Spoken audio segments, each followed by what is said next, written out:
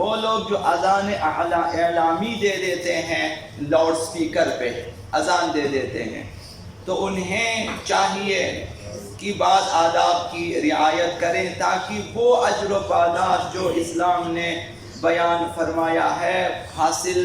کر سکے۔ مثلاً باطہارت ہونا چاہیے، اور اسی طرح سے قبلہ رخ ہونا چاہیے، اور نیت قربتاً الی اللہ ہونا چاہیے کہ محض رضائے پروردگار کے لیے اذان دے دیتا، اور معانی و مطالب کی طرف بھی ان کی توجہ ہونی چاہیے کہ میں کیا کہہ رہا ہوں۔ چند جملوں سے زیادہ نہیں ہے، 8-9 جملے ہیں ٹوٹل اس میں، تو ان جملوں کا ترجمہ حد اقل جو ہیں یاد کریں تاکہ جب آپ اذان دیں تو آپ کے ذہن میں ان کے معانی بھی جو ہیں وہ صادر ہو جائیں، آپ کے ذہن میں ان کے معانی آ جائیں اور آپ کو پتہ ہو کہ میں کیا کہہ رہا ہوں۔ جب آپ کہہ رہے ہوں اللہ اکبر، پتہ ہو کہ میں کیا خداوند متعال کی بزرگی آپ بیان کر رہے ہیں، اور آپ شہادت توحید دے رہے ہیں، خود بھی دے رہے ہیں، اور اس کا دوسرا عنوان یہ ہے کہ آپ دوسروں کو توحید کی طرف بلا رہے ہیں۔ متوجہ ہونا چاہیے، آپ خود رسالت پیغمبر اسلام کی گواہی دے رہے ہیں اور دوسروں کو بھی دعوت دے رہے ہیں۔ تو یہ جو چند جملے ہیں ان کے معانی مطالب کی طرف توجہ رہے، اور اہم چیز یہ ہے کہ مؤذنین کو چاہیے جو بلند آواز سے اذان دے دیتے ہیں لاؤڈ سپیکر پہ، وہ ان کی تجوید کی طرف توجہ دیں، بسم اللہ الرحمن الرحیم کو صحیح اور درست، اور اسی طرح سے اگر آپ استعاذہ پڑھتے ہیں وہ بھی درست جو ہے صحیح عربی میں پڑھیں، اور اسی طرح اذان کے جملوں کو بھی صحیح عربی میں پڑھیں، تجوید کے ساتھ پڑھیں، حروف کو وہاں سے ادا کریں جہاں سے ادا کرنا چاہیے، اگر ممکن ہو تو صفات حروف کی بھی آپ رعایت کریں۔ 1-2 دنوں کی بات ہوتی ہے، اگر کسی قاری سے درست کرا لیں تو یہ سارے ثواب اور اجر و پاداش وغیرہ آپ حاصل کر سکتے ہیں بہرحال۔ اور دوسرے جو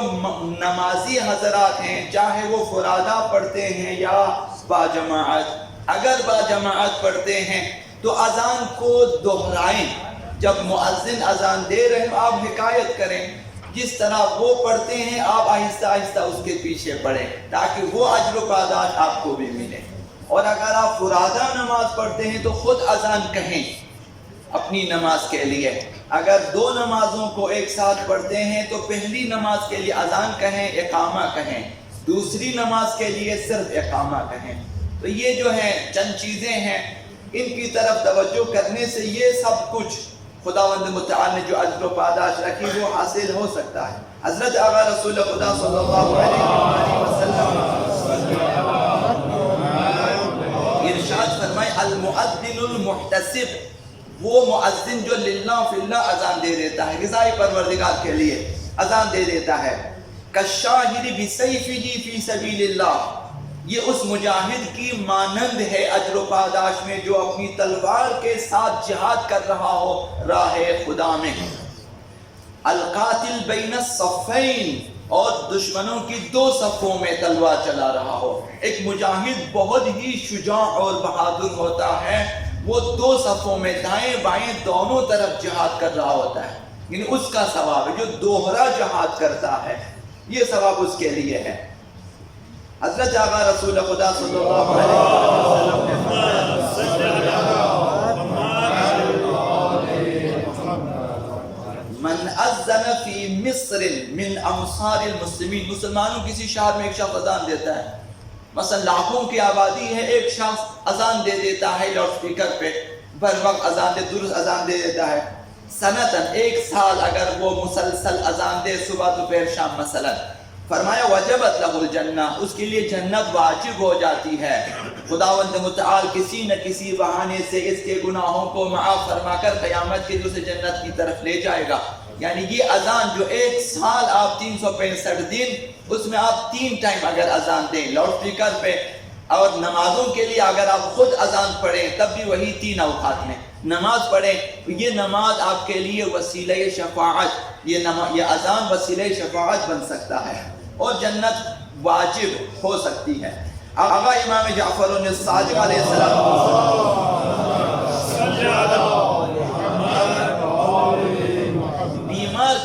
میں کوئی شخص بیماری کا بہانہ نہ کرے. فرمایا کہ لابد للمریض ان یؤذن ویقیم، بیمار کو بھی چاہیے کہ اپنی نماز کے لیے اذان دے اور اقامہ کہے. اذا اراد الصلاۃ، جب وہ نماز پڑھنا چاہے اذان بھی دے اور اقامہ بھی کہے. ولو فی نفسہ، اگر وہ تلفظ نہیں کر سکتا تو اپنے دل میں اذان دے،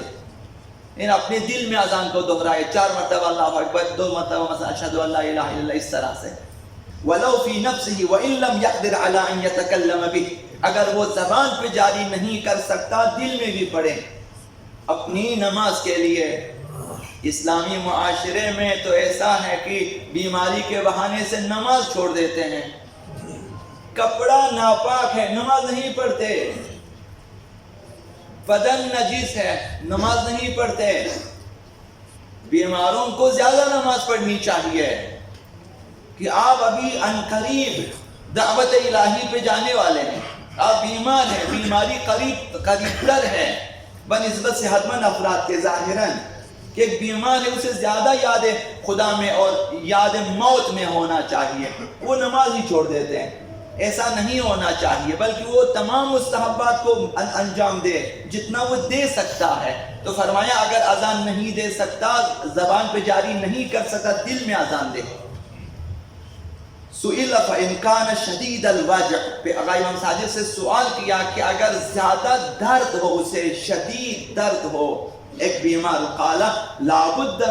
من ان یؤذن ویقیم، اسے بھی چاہیے کہ اذان دے اور اقامہ کہے. شدید درد میں بھی اس قدر اجر و پاداش کو کیوں ہاتھ سے جانے دے؟ اگرچہ بیماری خود اجر رکھتی ہے، پاداش رکھتی ہے، بیماری کے اپنے ثواب ہیں، اس کے علاوہ یہ جو اذان اور اقامہ کے ثواب کو ہاتھ سے جانے نہ دیں. لأنه لا صلاة الا بأذان و اقامہ، اگر کوئی مریض بغیر اذان اور اقامہ کے نماز پڑھتا ہے گویا اس نے نماز نہیں پڑھی ہے، یعنی اس کی نماز کا ثواب بہت کم ہو جاتا ہے، بے ارزش ہو جاتی ہے، اس کی ارزش کم ہو جاتی ہے. تو یہ روایت استحباب کی تاکید کے لیے ہے، جیسا کہ فقہا نے فرمایا یہ روایت اذان اور اقامہ کے مستحب ہونے کی تاکید کے لیے ہے، تاکہ ثواب عظیم اذان و اقامہ سے انسان جو ہے وہ محروم نہ رہے.